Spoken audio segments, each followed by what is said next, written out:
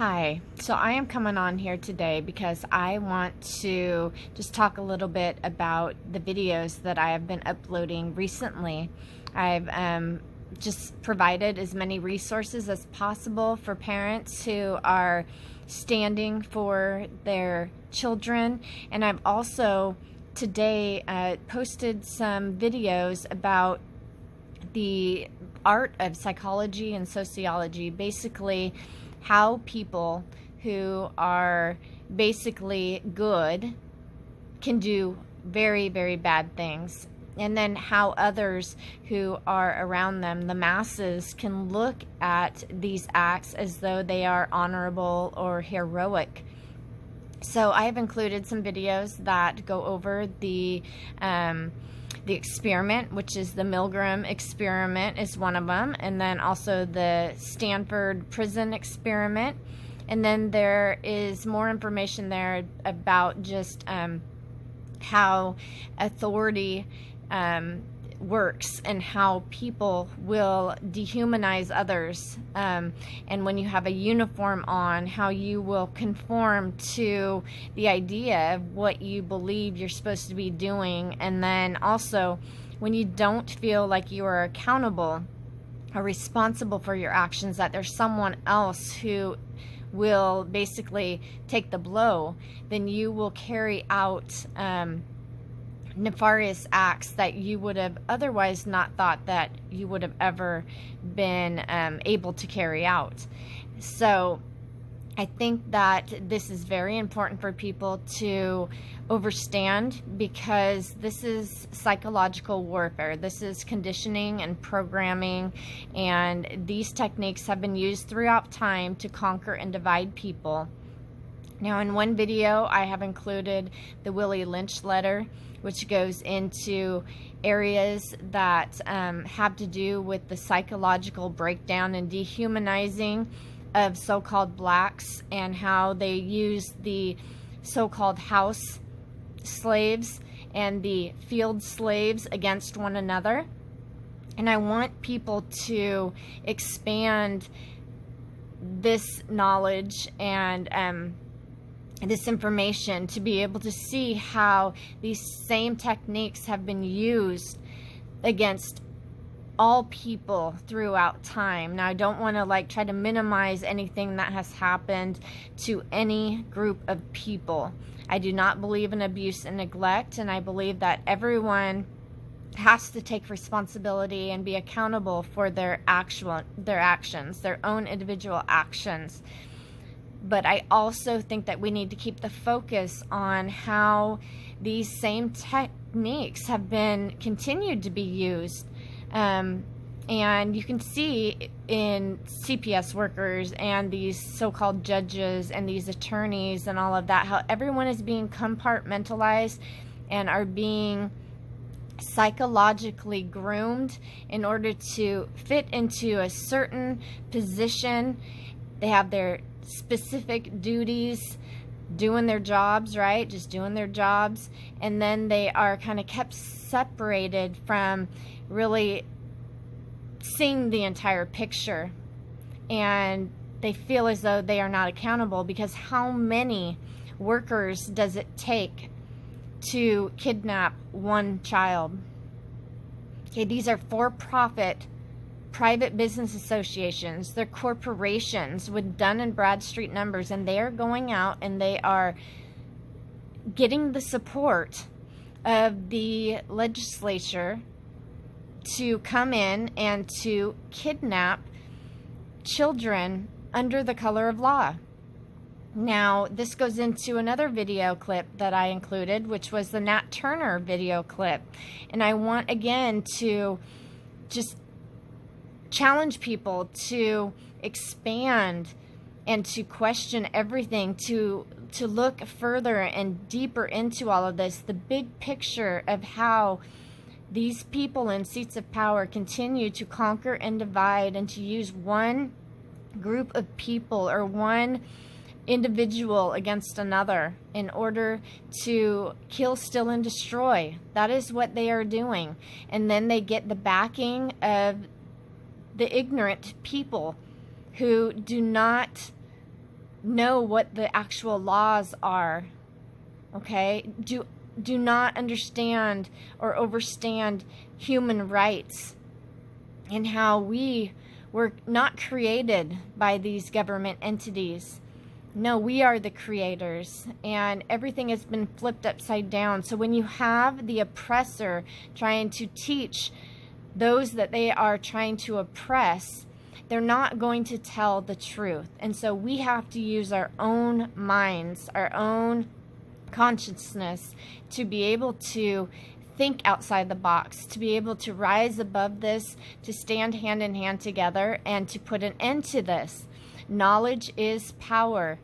And when we are able to finally let go of our distractions, to walk away from differences, and to be able to come together in love. I can't think of, there was some experiments done in which everyone came together for one common goal, and it didn't matter what it was, but if everyone, like even two opposing groups were fighting against one another, when they were brought together to go hand in hand and go towards their goal, one common goal, they were able to move mountains. And this is what is needed in the human trafficking of our families. These are our elderly parents. These are our children, the next generations.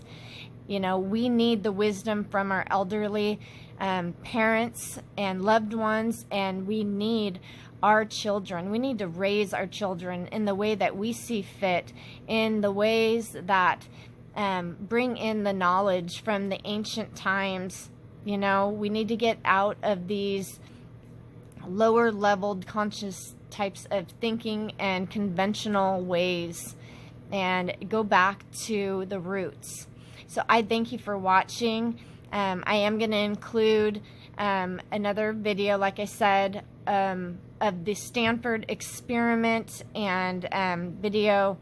I'll probably do a second part for the video on the authority, and then I'm going to include a video of parents who are having their children torn away from them and kidnapped, and just listen to what these caseworkers are saying, and just see the suffering in their eyes. And don't just stay there. I don't want people to get stuck there. I want it to move you. I challenge you to just take that and to know that these are all of us. This is not just about one family. It's about all of us together and all of our families. All right. Thank you so much for watching, and I hope that this challenges you and helps you, that you like and subscribe and share to my video or someone else's who is doing their part in ending human trafficking that has been legalized all over the world for profit, for people who have no one's best interest in mind but their own. And these people are hiding behind corporations, and it's not right. And I'm going to continue to stand until this stops. Thank you. Namaste.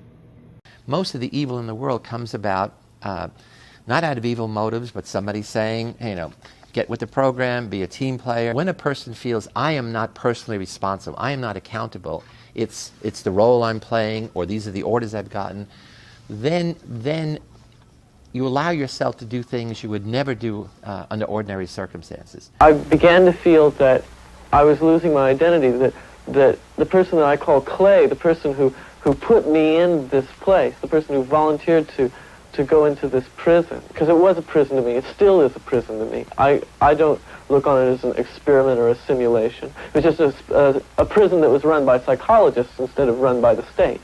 I had really thought that I was incapable of this kind of behavior. I was surprised, even no, I was dismayed to find out that I could really be that I could act in a manner so absolutely unaccustomed to anything I would even really dream of doing. And while I was doing it, I I didn't feel any regret. I didn't feel any guilt. It was only afterwards when I began to reflect on what I had done that this behavior began to dawn on me, and I realized that this was a part of me I hadn't really noticed before. I feel so f***ed up inside. I feel really f***ed up inside. You don't know. I gotta go. To a doctor, anything. I can't say that. I'm f***ed up. I don't know how to explain it. I'm all f***ed up inside. Out now! Out now! God damn it. I'm f***ed up. You don't know. I mean, God. I mean, Jesus Christ, I'm burning up inside. Don't you know? I just f***ing can't take it. The scene you just saw was at the end of only 36 hours into this study. Each day after that, another prisoner had a similar reaction. And so at the end of 5 days, we had 5 kids we chose because they were normal and healthy, having emotional breakdowns. You put a uniform on and are given a role, I mean, a job, saying your job is to keep these people in line, then you're certainly not the same person as if you were in street clothes and in a different role. You really become that person once you put on that khaki uniform, you put on the glasses, you take the nightstick, and you act the part. That's your costume, and you have to act accordingly when you put it on. It harms me. Why? I mean harms. I mean in the present tense, it harms me. How did it harm you? How does it harm you? Just to think about it? You mean that people can be like that? Yeah. It let me in on some knowledge that I've never experienced firsthand. I've read about it. I've read a lot about it. But I've never experienced it firsthand. I've never seen someone turn that way. And I know you're a nice guy. You know? Do you understand? I do. I do know you're a nice guy. Then why, I don't get bad because I know what you can turn into. It surprised me that no one said anything to stop me. No one said, Carmen, you can't say those things to me. Those things are sick. Nobody said that. They just accepted what I said. I said, go tell that man to the face he's the scum of the earth, and they'd do it without question. They'd do push-ups without question. They'd sit in the hole. They'd abuse each other. And here they're supposed to have they're supposed to be together as a unit in jail, but here they're abusing each other because I requested them to, and no one questioned my authority at all. And it really shocked me. Why didn't people, when I started to abuse people so much, I started to get so profane that, and still people didn't say anything. Prisoner 819 did a bad thing. Prisoner 819 did a bad thing. Prisoner 819 did a bad thing. Prisoner 819 did a bad thing. As soon as I realized that 819 could hear this, I rushed to the room where I had left him. And what I found was a boy crying hysterically, while in the background his fellow prisoners were chanting and yelling that he is a bad prisoner and that they were being punished because of him. Because of what prisoner 819 did, my cell is a mess. Because of what prisoner 819 did, my cell is a mess. Well, I'm trying to comfort this young man, and he says, I have to go back. I said, what do you mean? I have to prove to them I'm not a bad prisoner. And at this point, I said, no, you're not a bad prisoner. You're Stu, and I'm not the superintendent. I'm Phil Zimbardo. The study is over. And he kept saying, no, I have to go back. I'm not a bad prisoner. And so the reality of that prison was so deep that even when I'm giving him the opportunity to leave, his reputation, his image as a bad prisoner has to be undone, has to be reconciled. When we released the first prisoner, 8612, we brought in a substitute, but he came in halfway through. And what's interesting is, day by day, as the situation degraded, we all adjusted to it. That is, each day's level of violence, of abuse, was a platform for the next day. But he comes in now, and he's seeing these crazy things going on. He says right up front, I'm not having any of this. And they told him, you can't leave. They won't let you leave, which we never said. In fact, 8612 was the one who told him, they won't let you out. And so he says, I'm going to go on a hunger strike. I'm not going to eat anything. I'll get sick, and they'll have to let me go. And he's a skinny kid to begin with. And the guards go crazy because he's now the symbol of resistance. All the other kids are broken. If they're not having emotional breakdowns, they're like zombies. They're doing whatever the guard said. And for the next 2 days, every guard on every shift, their mission is get this prisoner to eat those damn sausages. They put him in solitary confinement. They make him hold the sausages. And to his credit, he resists. So he should have been the hero. He should have been the hero for the other prisoners. Instead, he becomes a troublemaker. The guards set the other prisoners against him. They said, if he doesn't eat the sausages, you don't get your visiting hours. If he doesn't eat the sausages, you guys don't get your blankets. If he doesn't eat the sausages, we're going to put your blankets in nettles and spurs, and you're going to spend hours digging them out. So they start jumping all over him. Eat the damn sausages. You know, you're ruining our life.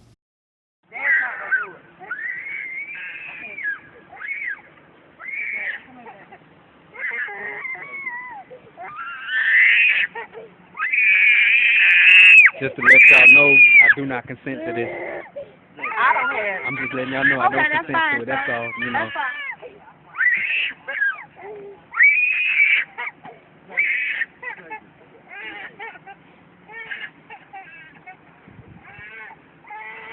I understand. He doesn't know any of us.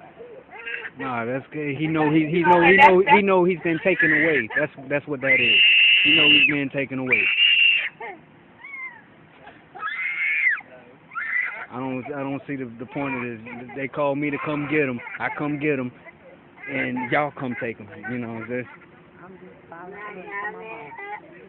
I don't even know the whole circumstances. You know that there will be kidnapping charges. She's incarcerated. That's the point that's coming down here to get him. Hey, Win, you want to see maybe she can help put him in? Zay.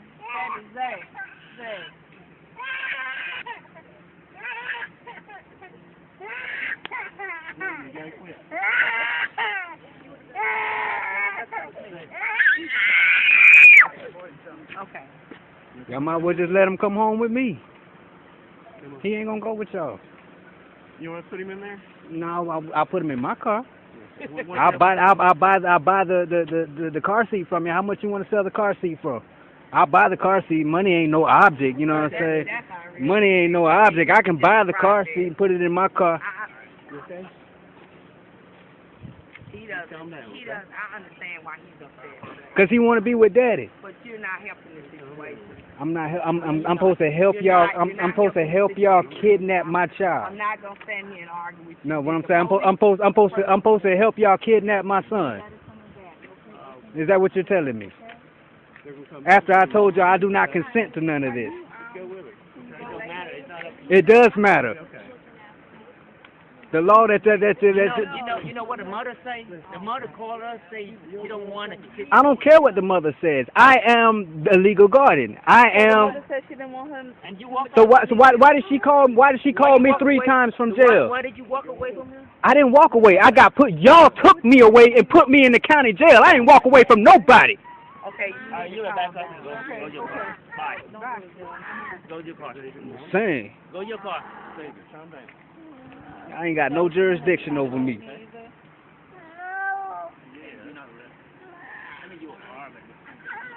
not gone. Everybody's right now. Everybody wants.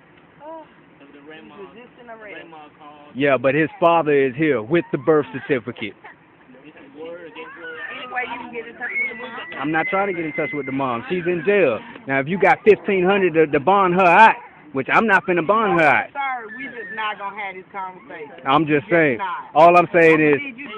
Oh no, calm down. Hold on. No, okay. Well, if you feel that I'm upset, I'm not upset. I'm just frustrated. No problem. But listen.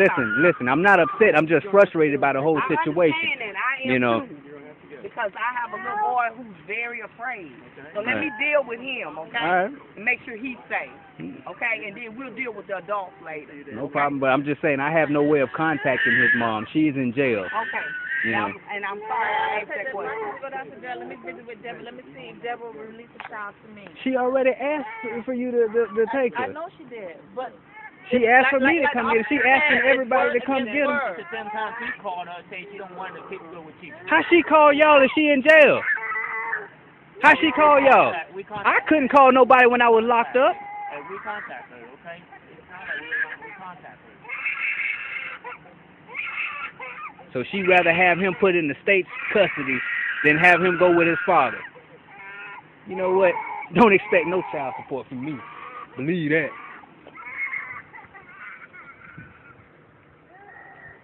I'm here to support my child, and y'all taking him from me.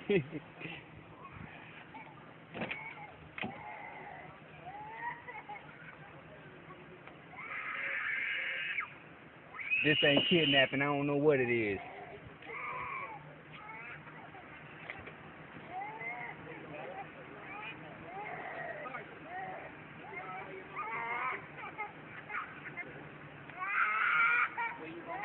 I'm gonna take him back to the office. Don't you take that off.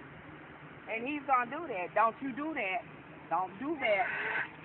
He's gonna take it off. Y'all might have to bring him to the office because he's not gonna be still. And I don't want him swinging from my ceiling while I'm driving. He's not gonna calm down. He don't want to go. I don't consent to my son being in a police car either. One of y'all just follow me to the office.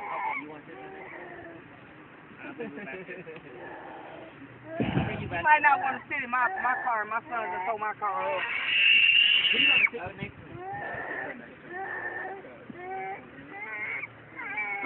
Putting him up to it, huh? Because he's pulling out the clothes and everything. He's just...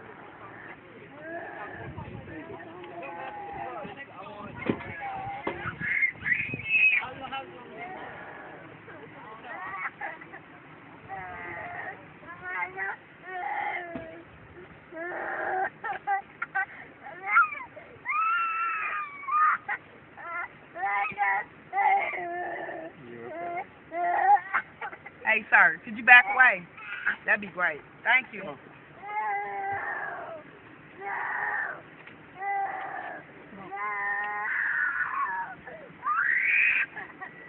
not going to sit back there. You better not take that off. No, you better not take it off.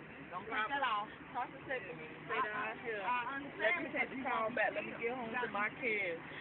You gotta be all I got to be the message. You're gonna be all right. You're gonna be all right. I'm not gonna let anything happen. No, I'm already over here. Talk to me about with you. We got your phone number, so we'll give you a call, let you know when the court hearing is or anything. Y'all come No back problem. from the police station and get the guy. Thank you.